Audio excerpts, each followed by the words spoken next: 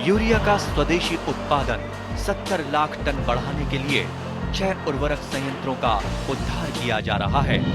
FCIL के गोरखपुर, सिंदरी, तलचर और रामागुंडम संयंत्र, HFCL की बरौनी इकाई और BVFCL की नामरू फोर्थ।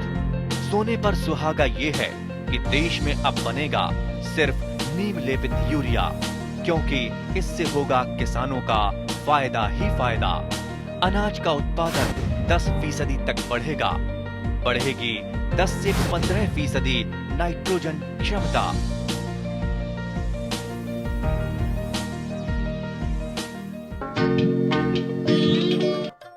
परंपरागत कृषि कार्य गছ-गছনিৰ आधार रूपे माटी व्यवहार কৰা হয়। माटित जैविक पदार्थৰ লগতে माटी, बाली, पलख समानुपातिक परिमाणत मिहলি হৈ থাকে। परंपरागत कृषि कार्यত माটিৰ ব্যৱহাৰ কৰা হয় যদিও ইয়াৰ কিছু ধনাত্মক দিশো আছে। माटी বিভিন্ন অনুজীৱৰ আবাসভূমি। माटित उत्पन्न हुआ अनुजीव जेने विभिन्न प्रकाৰৰ भाइरास, फेकुर आदिয়ে गछসমূहक आक्रमण करे। सठिक সময়ত ব্যৱস্থা নললে খেতিডৰাৰ ক্ষতি কৰে। ইয়াৰ ফলস্বৰূপে উৎপাদক ক্ষতিগ্ৰস্ত হয়। ইয়াত উৎপাদকৰ কোনো পৰিৱেশ নিয়ন্ত্ৰণৰ ক্ষমতা নাথাকে।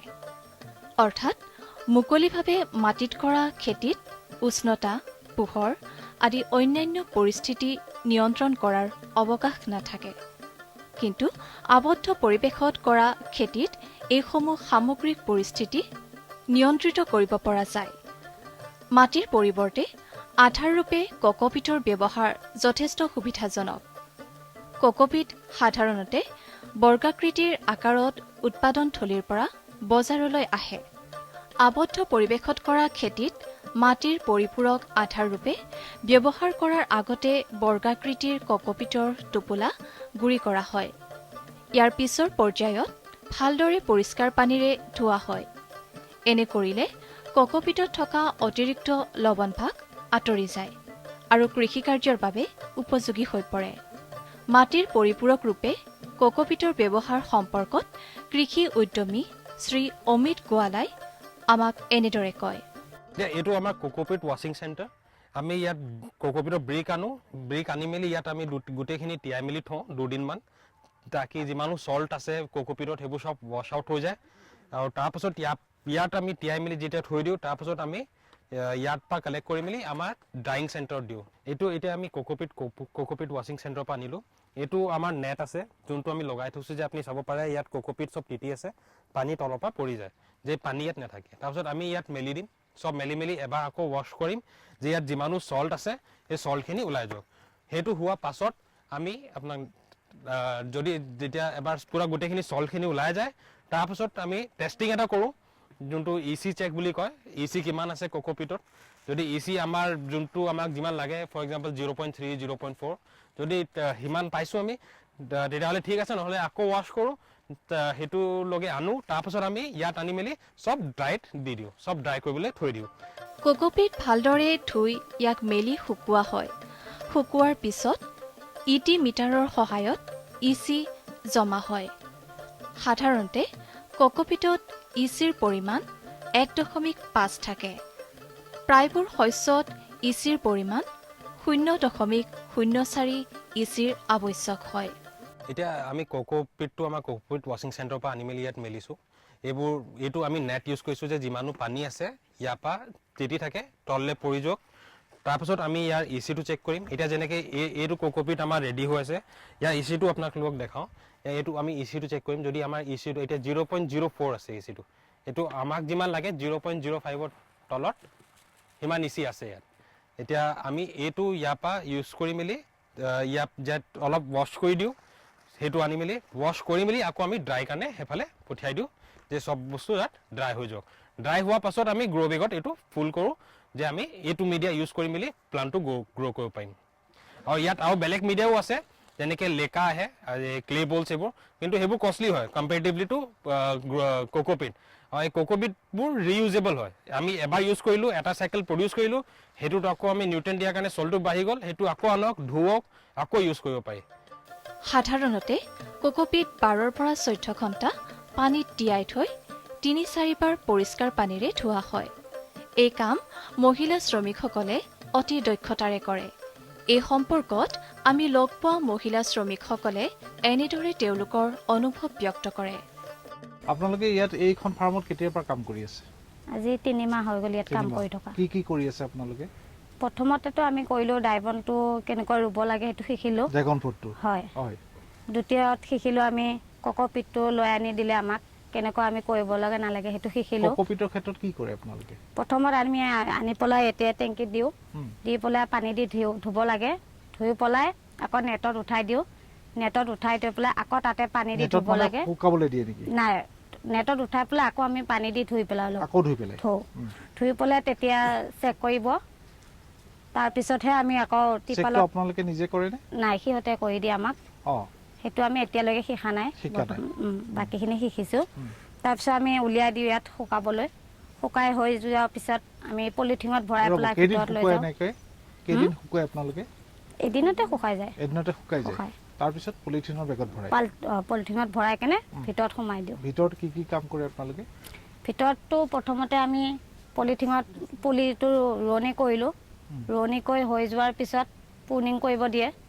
প্ৰুনিং কৰাৰ পিছত যেতিয়া গছটো অলপ ডাঙৰ হয়, তাৰপিছত আমাক ক্লিপ লগাব দিয়ে। ক্লিপ লগাইছোঁ। ইয়াৰ পৰা আপোনালোকে বহুতখিনি কাম শিকিছে। আগতে আপোনালোকে এইবোৰ কাম কৰিছিলেনে? আগতে আমি কৰা নাই। কৰা নাছিলে? নতুনকৈ শিকিছে গোটেইখিনি? গোটেইখিনি নতুনকৈ আমি শিকিলোঁ, নতুনকৈ সোমাইছোঁ ইয়াত। তাৰপিছত আৰু কি কৰে? তাৰপিছততো আমি এতিয়া ধৰক ক্লিপ লগাই আছোঁ বৰ্তমান। টমাটৰ লাগিছে, পেপচিকাম লাগিছে। মাটিৰ পৰিৱৰ্তে কোকোপিট ব্যৱহাৰৰ বহু উপযোগিতা আছে। অৰ্গাফাৰ্মৰ সম্পূৰ্ণ কৃষিকাৰ্যত কোকোপিটৰ ব্যৱহাৰ কৰি আহিছে। ইয়াৰ সুবিধা সম্পৰ্কত উদ্যান শস্য সঞ্চালকালয়ৰ মহকুমা কৃষি বিষয়া শ্ৰী বিপুল দাসে এনেদৰে বহলাই কয়। মই বৰ্তমান ইয়াত য'ৰ পৰা কৈ আছোঁ এইটো একচুৱেলি অৰ্গা ফাৰ্মৰ এইটো প্ৰডাকশ্যন চেণ্টাৰ। তো তেওঁলোকে দুটা বেছিক কনচেপ্টৰ ওপৰত এইটো ফাৰ্মখন খুলিছে। প্ৰথম কথা, গোটেই বস্তুখিনি তেওঁলোকে জৈৱিকভাৱে প্ৰস্তুত কৰিব। দ্বিতীয়তে তেওঁলোকে যিখিনি প্ৰস্তুত সামগ্ৰী কৰিব সেইখিনি কিন্তু মাটিত ৰোপণ নকৰে, সেইখিনি তেওঁলোকে কোকোপিট বা আদাৰ চব মিডিয়াত তেওঁলোকে ৰোপণ কৰিব। ইয়াত যে দেখিছে এইবিলাক আমাৰ তেওঁলোকে কোকোপিট আনি এইবিলাক প্ৰস্তুত কৰি আছে। যেতিয়া কোকোপিটটো কিনি আনে তেতিয়া একচুৱেলি ইয়াৰ ইচি বুলি কয়, ইলেক্ট্ৰিকেল কণ্ডাক্টিভিটি জেনেৰেলি এইবিলাক কোকোপিটৰ 1.5% থাকে। তো জেনেৰেলি 1.5%ত কোনো শস্য ভালকৈ গ্ৰোথ নলয়। ইভেন এই পাৰ্চেণ্টেজটো আপোনাৰ 0.5ৰ তললৈ যাব লাগে। তো বহুত ক্ষেত্ৰত এইবিলাক তেনেকুৱা 0.5 তলৰ পোৱা যায়, কিন্তু সেইবিলাক বহুত দাম। ইমান ডাঙৰ ফাৰ্মত সেইবিলাক ইউজ কৰিব লাগিলে বহুত খৰচ বেছি হৈ যায়। গতিকে খৰচটো কমাবৰ কাৰণে তেখেতসকলে কি কৰিছে, যিটো ধৰক জেনেৰেল কোকোপিট সেইটো কিনি আনিছে, কিন্তু তেওঁলোকে কোকোপিটটোৰ ইলেক্ট্ৰিকেল কণ্ডাক্টিভিটিটো কমাবৰ কাৰণে এইটো ৱাছ কৰিব লাগে। ৱাছৰ এটা জেনেৰেল নিয়ম আছে। দুটা হ'ল যে ইয়াত ইচি মেটাৰত চালে গম পায় তাৰ কিমান পাৰ্চেণ্টেজ ইলেক্ট্ৰিকেল কণ্ডাক্টিভিটি আছে, কিন্তু আমাৰ সৰ্বসাধাৰণ যিবিলাক কৃষক তেখেতসকলৰ হাতত এই ইচি মিটাৰটো নাথাকিবও পাৰে, আৰু থাকিলেও চাবলৈ তেওঁলোকে ইমান ইজিলি চাবলৈ বা ইমান ইজিলি ডিটেক্ট কৰিবলৈ তেওঁলোকৰ সক্ষম নহ'ব পাৰে। সেইকাৰণে এটা ভিজুৱেল অবজাৰভেশ্যনৰ কথা মই কৈ দিছোঁ। এইটো একচুৱেলি কোকোপিট ব্লকবিলাক টুকুৰা কৰি পানীত একদিন 12 পৰা 24 ঘণ্টা তিয়াই থ'ব লাগে। তাৰপিছত এইটো ৱাছ কৰিব লাগে। ৱাশ্বিং নিয়মটো এনেকুৱা 3 to 4 টাইমছ ৱাছ কৰিব লাগে।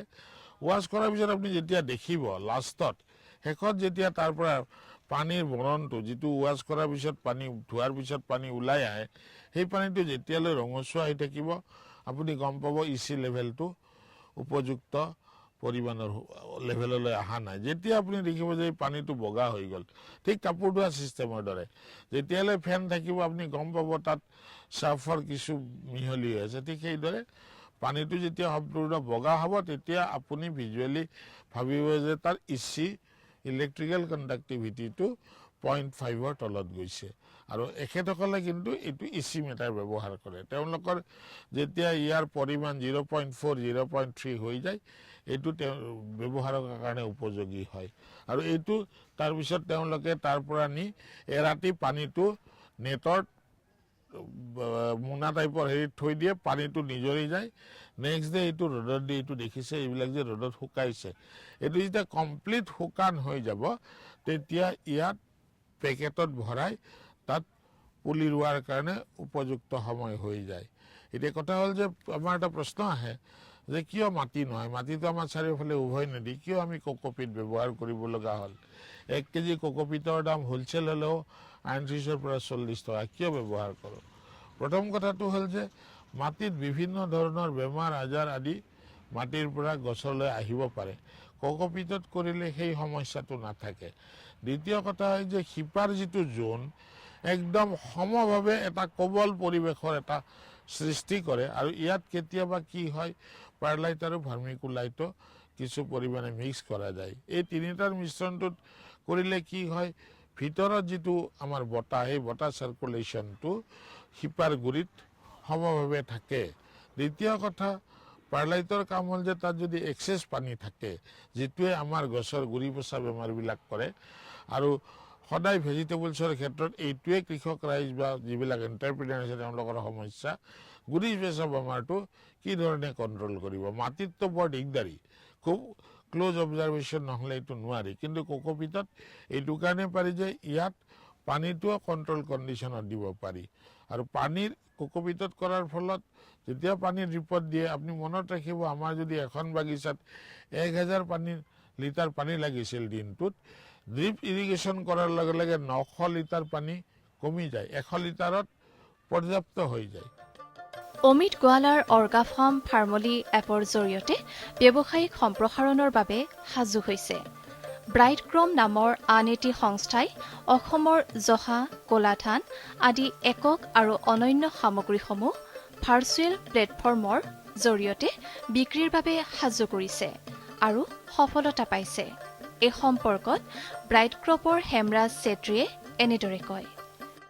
মই যোৱা ডিচেম্বৰ মাহৰ পৰা ব্ৰাইট ক্ৰপৰ লগত জড়িত আছোঁ। তো আমাৰ ব্ৰাইট ক্ৰপত অসমৰ ভিতৰৰ পৰা আৰু অসমৰ বাহিৰৰ পৰা মণিপুৰৰ পৰা মালকেইটা আহে। মালকেইটা আপোনাৰ 100% অৰ্গেনিক চাৰ্টিফাইড হয়। আৰু মালখিনি আমি আনি ইয়াত গুৱাহাটী বেলতলত আমাৰ অফিচখন আছে, তাত আমি পেকেজিং কৰোঁ মেটেৰিয়েলকেইটা।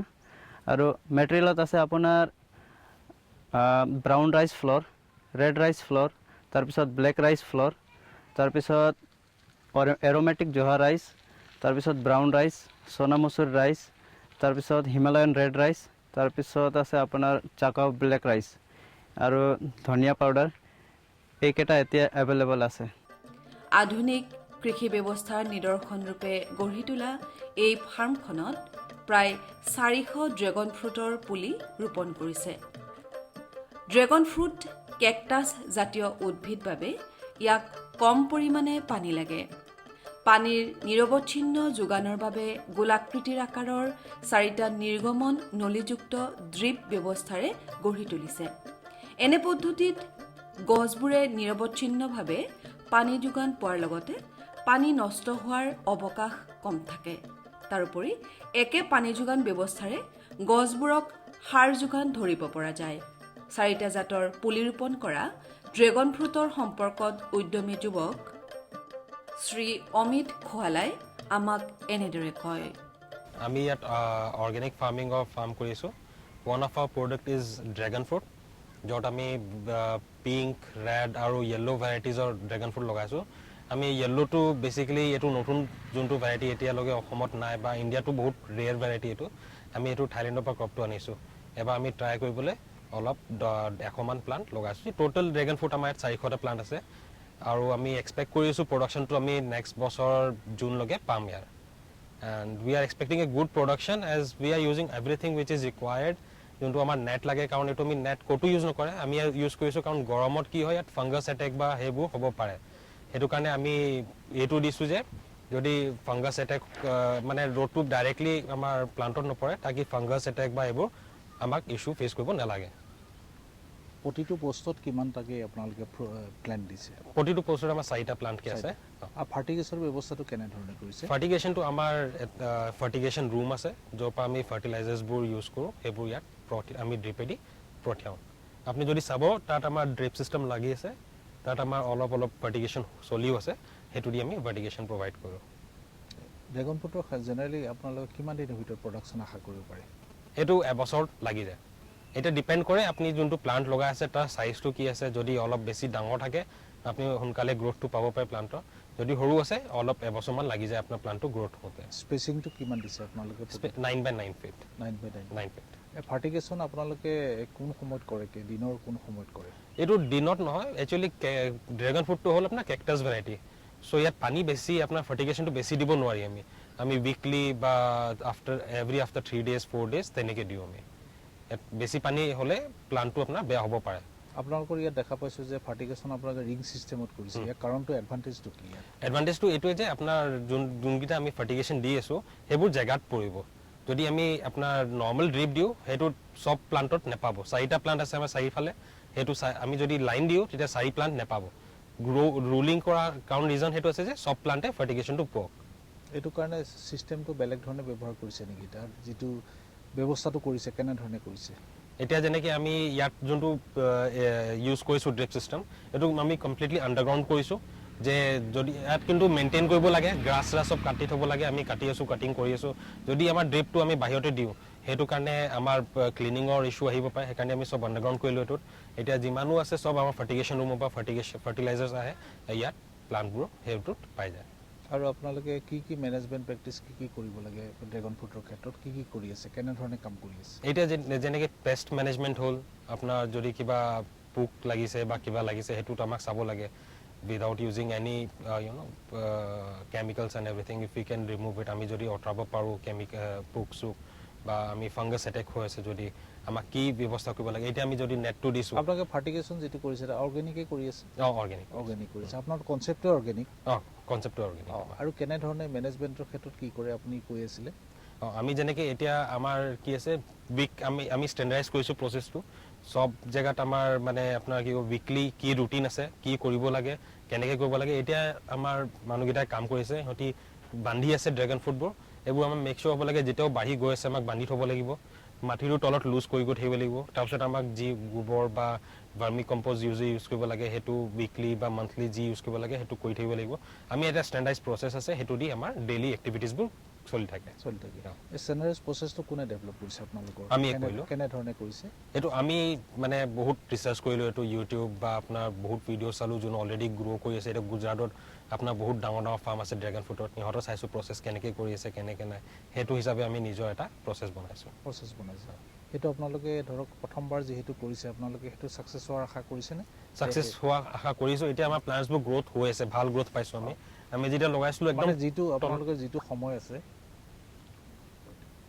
সময় আছে সেই সময়ত গ্ৰ'থটো আপোনালোকে সেই ধৰণে চকুত পৰিছেনে পৰিছে কাৰণ আমি এক্সপেক্ট কৰিছোঁ জুনত নেক্সট প্ৰডাকশ্যনৰ কাৰণে এতিয়া প্লাণ্ট গ্ৰ'থ চাই আমাক লাগি আছে আমি নেক্সট জুন মানত প্ৰডাকশ্যন পাম পোষ্টৰ চাইজৰ ক্ষেত্ৰত আপোনালোকে যিবোৰ খুঁটা ব্যৱহাৰ কৰিছে সেই খুঁটাবোৰৰ উচ্চতাটো কিমান হাইটটো আমাৰ 7.5 ফুট হ'ল 1.5 ফুট এইটো আমি মাটিৰ তলত হেৰি কৰোঁ 5 ফুট আমাৰ ওপৰত থাকে ইয়াৰ পিছত আপোনালোকে কি দিব তাৰ খুঁটাৰ ওপৰত ইয়াৰ ওপৰত টায়াৰ আহিব আপুনি চাব পাৰে তাৰ টায়াৰ আছে টায়াৰবোৰ আহিব সেইটো যেতিয়া আমাৰ প্লাণ্টটো ব্লুম হ'ব পূৰা তেতিয়াহ'লে টায়াৰ ছাপৰ্টত প্লাণ্টকেইটা হেৰি হৈ ওলমি থাকিব আৰু ইয়াত আপোনালোকে প্ৰতিটো খুঁটাত 3টা বা 4টা প্লেন দিছে কাৰণটো কি কাৰণ 4 জেগা আছে খুঁটাত 4টা হেৰি আছে তেতিয়া আমি 4টা প্লান লগাব পাৰি তাত এটা জেগা মানে এইটো বেচিকেলি এটা যদি কওঁ আমি যদি এটা খুঁটাত এটা প্লান লগাম আমাৰ প্ৰডাকশ্যনটো বহুত কম থাকিব যদি আমি 4টা প্লান কেইটা কৰিব পাৰি এটা পোষ্টতে তেতিয়াহ'লে আমাৰ প্ৰডাকশ্যনটো সেইটো এটা পোষ্টতে বহুত বেছি আহিব প্ৰকৃতিয়ে অনবদ্য অৱদানেৰে গঢ়ি তোলা সেউজ কৃষিভূমি প্ৰকৃততে সকলো উদ্যান শস্যৰ বাবে অন্যতম অনুকূল। শিক্ষিত যুৱচাম কৃষিখণ্ডলৈ আগবাঢ়ি আহিলে কৃষিখণ্ডৰ অৱস্থিতি আৰু অধিক শক্তিশালী হ'ব বুলি আশা কৰিব পাৰি। অৰ্গা ফাৰ্মৰ দৰে অনুষ্ঠানসমূহৰ প্ৰচেষ্টা এই ক্ষেত্ৰত নিশ্চিতভাৱে সহায়ক হ'ব।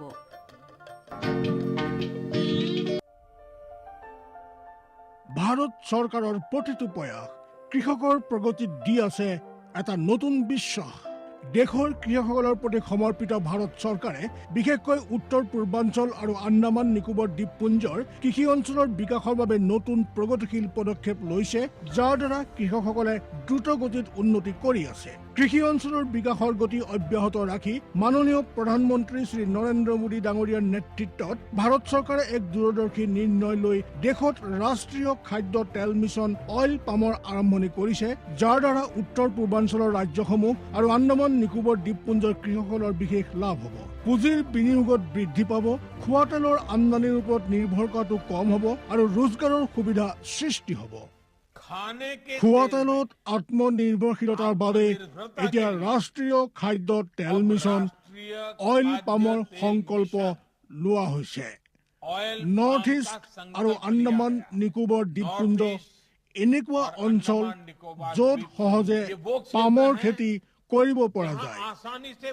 পাম অইলৰ উৎপাদন হ'ব পাৰে। এই মিছনৰ অধীনত অইল পামৰ অঞ্চল আৰু উৎপাদন বঢ়োৱাত জোৰ দিয়াৰ বাবে চৰকাৰে 11,000 কোটি টকাৰো অধিক সাহায্য ৰাখি নিৰ্ধাৰিত কৰিছে। মিছনৰ অধীনত চৰকাৰে অইল পামৰ খেতিৰ বাবে ৰোপণ আদিৰ সহায়ত বৃদ্ধি ঘটাই পূৰ্বতে পাবলগীয়া প্ৰতি হেক্টৰত 12,000 টকাৰ পৰা বঢ়াই প্ৰতি হেক্টৰত 29,000 টকা কৰি দিছে। পুলি ৰোপণ সামগ্ৰীৰ অভাৱ দূৰ কৰাৰ বাবে বীজৰ উৎপাদন কৰাৰ বাবে বাগিচাকো সাহায্য প্ৰদান কৰা হ'ব, যাৰ অধীনত প্ৰতি হেক্টৰ ক্ষেত্ৰফলৰ অইল পামৰ উদ্যানৰ বাবে 1 কোটি আৰু নাৰ্চাৰী বিকাশৰ বাবে 50 লাখ টকাৰ ব্যৱস্থা আছে। 30 বছৰীয়া পুৰণা বাগিচাৰ পুনৰুদ্ধাৰৰ বাবে প্ৰতি পুলিত 250 টকাৰ এককালীন অনুদান দিয়া হ'ব। উত্তৰ পূৰ্বাঞ্চল আৰু আন্দামানৰ বিশেষ সাহায্যৰ অধীনত তাৰ অঞ্চলৰ গাঁথনি, জলবায়ু আৰু অন্য পৰিস্থিতি অনুসৰি বিভিন্ন দিশত যেনে হাফ মুন টেৰেছত প্ৰতি হেক্টৰত 4,000 টকা, জেওৰা, বায়োফেন্সিং তথা লেণ্ড ক্লিয়াৰেন্সৰ বাবে প্ৰতি হেক্টৰত 7,000 টকা আৰু একত্ৰিত খেতিৰ বাবে প্ৰতি হেক্টৰত 10,000 টকাৰ ব্যৱস্থা আছে। প্ৰাৰম্ভিক 4 বছৰৰ সময়ত ৰক্ষণাবেক্ষণ আৰু অন্তৰ্ফচলৰ বাবে প্ৰতি হেক্টৰত 50,000 টকাৰ ব্যৱস্থা আছে। কৃষকৰ বাবে ৰোজগাৰৰ সুবিধা সৃষ্টি কৰা আৰু উদ্যোগসমূহক উদগনি জনোৱাৰ বাবে 5 মেট্ৰিক টন প্ৰতি ঘণ্টা ক্ষমতাযুক্ত নতুন পাম অইল মিছনৰ প্ৰতি গোটৰ বাবে 5 কোটি টকালৈকে অনুদানৰ ব্যৱস্থা আছে আৰু ক্ষমতাত বৃদ্ধি পালে অতিৰিক্ত ধনৰাশিৰো বিকল্প আছে। আমাৰ দৰে কৃষকৰ অইল পাম মিছনৰ পৰা বহুত আশা আছে। আমাৰ লাগিছে এই যোজনা আমাৰ বাবে লাভজনক হ'ব আৰু ইয়াৰ দ্বাৰা আমাৰ উপাৰ্জনো বাঢ়িব। অইল পামৰ কৃষকসকলে সতেজ ফলৰ থোক অৰ্থাৎ FFBৰ উৎপাদন কৰে, যাৰ বৰ্তমান মূল্য আন্তঃৰাষ্ট্ৰীয় মূল্যত হোৱা উঠানামাৰ আধাৰত নিৰ্ণয় লোৱা হয়। প্ৰথমবাৰ কেন্দ্ৰীয় চৰকাৰে সতেজ ফলৰ থোকৰ মূল্যৰ বাবে কৃষকসকলক আশ্বাস দিছে। ইয়াক প্ৰকৃত মূল্য বা BP বুলি ক'ব পাৰি, অৰ্থাৎ কৃষকসকলৰ কোনো লোকচান হ'বলৈ দিয়া নহ'ব। এই ব্যৱস্থাৰ দ্বাৰা কৃষকসকলৰ বজাৰৰ মূল্য উঠানামাৰ পৰা সংৰক্ষণ প্ৰাপ্ত হ'ব। প্ৰকৃত মূল্য BP নিৰ্ধাৰণ কৰাৰ আৰম্ভণি 1 নৱেম্বৰৰ পৰা হ'ব আৰু অহা বৰ্ষৰ 31 অক্টোবৰলৈকে অব্যাহত থাকিব। ইয়াক অইল পাম বৰ্ষ বুলি কোৱা হ'ব। ইয়াৰ দ্বাৰা উত্তৰ পূৰ্বাঞ্চলৰ ৰাজ্যসমূহ আৰু আন্দামান নিকোবৰ দ্বীপপুঞ্জত খেতি বৰ ভাল হ'ব আৰু কৃষকসকলে আনন্দৰ হাঁহি মৰাৰ এটা নতুন কাৰণ পাব। किसान भाइयों गांठ बांध लो, गांठ बांध लो, बात बहुत है काम की, समृद्धि के पैगाम की। मिट्टी के मिजाज को समझो, मिट्टी के हर राज को समझो, मिट्टी की तुम जांच कराओ, मुफ्त सॉइल हेल्थ कार्ड ले जाओ। कभी मुनासिब बीज लगाओ, सही किस्म की खाद ले आओ, जितनी जरूरी उतनी डालो, सही मात्रा खुद पहचानो, इसको अपना मंत्र बना लो, मिट्टी की सेहत तो जानो। बात बहुत है काम की, कम लागत अधिक वरदान की। किसान भाइयों लो। आज ही मिट्टी की जांच कराएं। राज्य सरकार के कृषि अधिकारी से संपर्क करें और मुफ्त में सॉइल हेल्थ कार्ड पाएं। कृषि और किसान कल्याण मंत्रालय द्वारा किसान हित में কৃষকসকলৰ বিভিন্ন সমস্যাৰ সমাধানৰ লগতে শেহতীয়া প্ৰযুক্তি আৰু প্ৰয়োজনীয় আনুষংগিক দিশৰ বিষয়ে জানিবৰ বাবে চাবলৈ নাপাহৰিব কৃষি দৰ্শন। প্ৰচাৰিত হয় প্ৰতি সোমবাৰৰ পৰা শুকুৰবাৰলৈ সন্ধিয়া 5:30 বজাৰ পৰা 6 বজালৈ।